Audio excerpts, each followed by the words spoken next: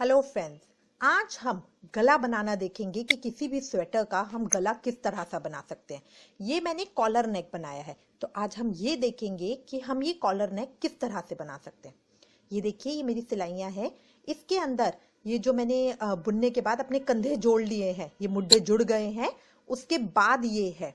तो इस तरह मेरी सिलाइयों के अंदर आगे 26-26 फंदे हैं और पीछे 46 फंदे हैं। ये फ्रंट से मैंने इसे ओपन बनाया है, आगे का लिया है, इसके ऊपर मैं बटन लगाऊंगी। अब हम इसमें देखेंगे कि इसको हम किस तरह कॉलर नेक बना सकते हैं। शुरू करेंगे। इसमें मैं एक सीधा और एक उल्टा फंदा ले रही हूं। तो पहली सिलाई से मैं बुनना शुरू करूंगी। एक फंदा सीधा, एक फंदा उल्टा, एक फंदा सीधा, एक फंदा उल्टा, सीधा, धागे को इधर करके उल्टा, फिर धागे को पीछे करके सीधा, उल्टा, सीधा, उल्टा, सीधा, उल्टा, सीधा, उल्टा, सीधा, उल्टा,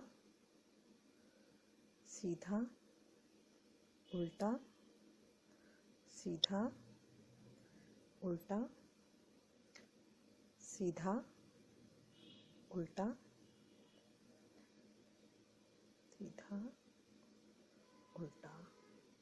अब ये मैंने अपने पूरे कर लिए हैं जो मेरे फ्रंट वाले पेज के थे 27 फंदे। अब मेरे को जहां से मैंने अपना मुड्ढा जोड़ा है वहां से मुझे फंदे उठाने हैं। दो मैं उठाऊंगी आगे की तरफ से और दो उठाऊंगी पीछे की तरफ से। ये क्यों उठाते हैं? ताकि इनके बीच का गैप ना रह जाए, वरना जो हमने मुड्ढा जोड़ा है उसके बीच में गैप रह जाता है, वो बहुत बुरा लगता है देखने में।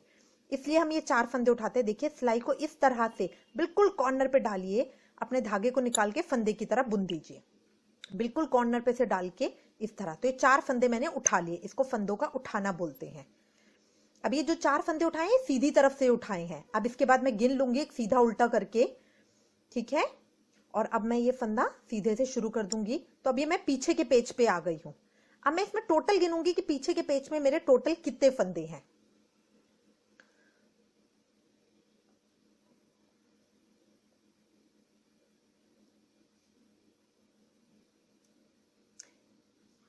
पीछे के पेज में मेरे टोटल 46 फंदे हैं, ठीक है।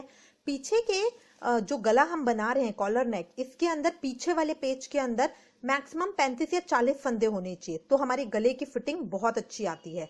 बिल्कुल, अगर ज्यादा बड़े होंगे, ज्यादा फंदे होंगे तो बहुत गला लटका हुआ आएगा। तो इसके लिए अब मैं क्या करूंगी, हर चौथे फंदे पे बुनकर उसको 2 का 1 कर दूंगी। तो फंदों को मैं घटा दूंगी, इसके अंदर मैं 10 फंदों को घटाऊंगी।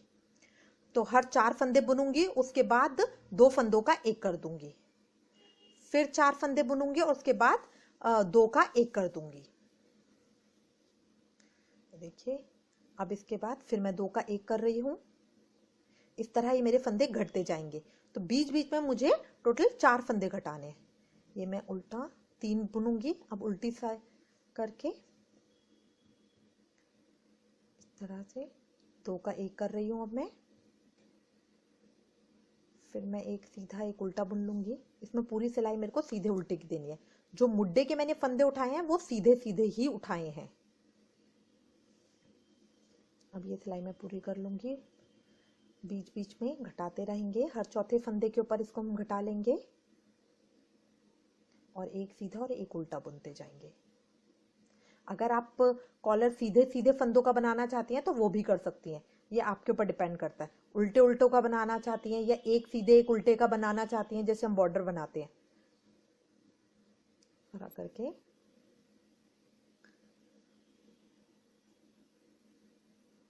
2 का 1 कर दूंगी। अब ये पूरी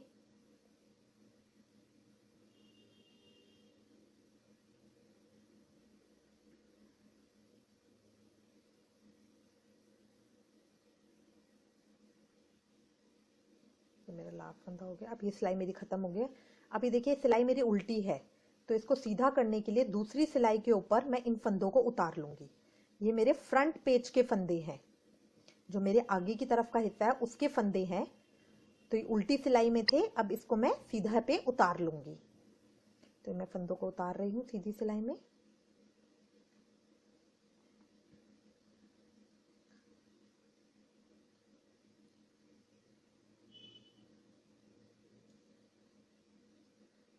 ये देखिए पूरे फंदे मैंने उतार लिए हैं।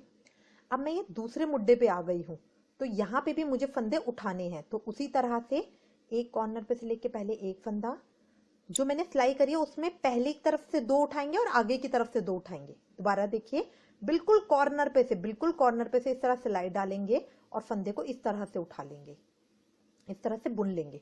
फिर ये एक दूसरा फंदा मैंने इसी तरह किया। अब जो मैंने जोड़ा है उसके जोड़ के दूसरी तरफ, मतलब पीछे की पेच की तरफ से भी 2 उठाएंगे और आगे की पेच की तरफ से भी 2 उठाएंगे। तो इसको बुन लेंगे। ये कॉर्नर पे है क्योंकि बंद होते हैं तो इसलिए थोड़ा सा टाइट हो जाता है, बट बुन जाता है आराम से इस तरह से।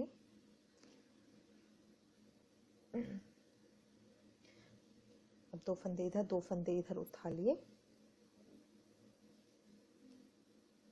अब मैं देख लूंगी कि मुझे सीधा उल्टा देखना है, मेरा उल्टे फंदे पे आ रहा है तो मैं इसको उल्टा बुन लूंगी, क्योंकि अगली सिलाई में मुझे एक सीधा एक उल्टा ही रखना है। तो यहाँ पे मैं अपना जो मेरा सीक्वेंस है उसको मैं खराब नहीं कर सकती हूँ। अब उसी तरह एक फंदा सीधा एक फंदा उल्टा बुन लेंगे।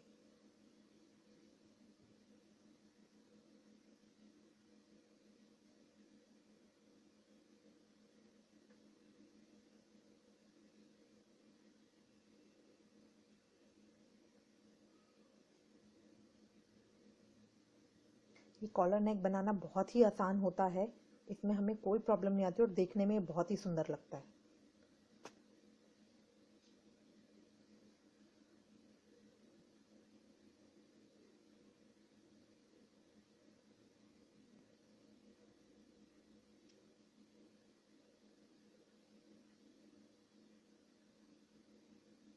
एक सीधा एक उल्टा, अब उल्टा, फिर सीधा, फिर उल्टा और अब ये सीधा।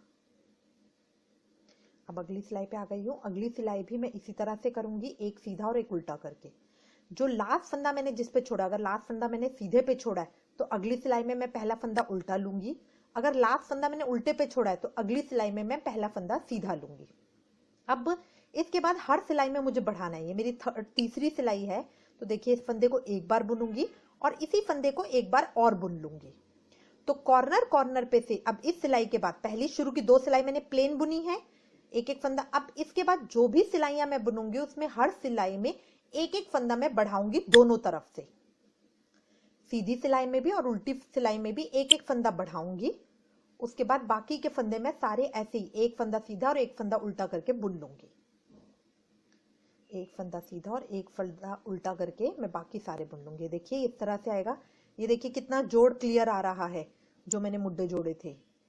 अब फिर मैं अगली सिलाई पे इसको फिर मुझे एक बार एक और बढ़ाना है फंदा, है ना। मुझे एक एक फंदा बढ़ाना है दोनों तरफ से, तो मैं एक ही फंदे को 2 बार बुनूंगी। ये देखिए इस तरह से 2 हो गए फंदे, मैंने एक को बुना है। अब धागा पलट के फिर मैं सीधा कर लूंगी, फिर उल्टा, फिर सीधा। इस तरह इस रो को भी मैं पूरा कर लूंगी। अब इसके बाद जितनी लंबाई मुझे चाहिए अपने कॉलर की उतनी लंबाई मैं रखूंगी।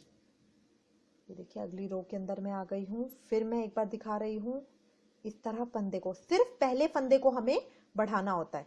पहले फंदे को मैं 2 बार बुनूंगी, बाकी सारे फंदों को मैं सीधा एक एक बार ही बुनूंगी ताकि कॉलर का हमारा लुक आए। पहले फंदे को मैं 2 बार बुनूंगी दोनों तरफ से, सीधी सिलाई में भी और उल्टी सिलाई में भी, और बाकी फंदे सीधे एक एक करके एक सीधा और एक उल्टा कर लूंगी। ये देखिए मेरा इस तरह का आ गया है। ये मेरी इस तरह की लुक आएगी। जो मेरा एक बढ़ा हुआ पोर्शन है वो इस तरह का आएगा, तिरछा।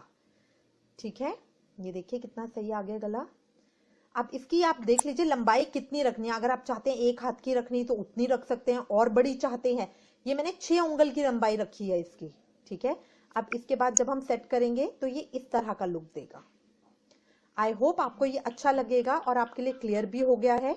इससे रिलेटेड अगर आपके पास कोई कमेंट या सजेशन हो तो प्लीज मुझे बताइएगा। अब इसमें बस मेरी बाजू जोड़नी रह गई है। बाजू जोड़ने के बाद ये मेरा स्वेटर पूरा हो जाएगा। ये जेंट्स स्वेटर है। Thank you for watching. Please like share and subscribe. Thank you.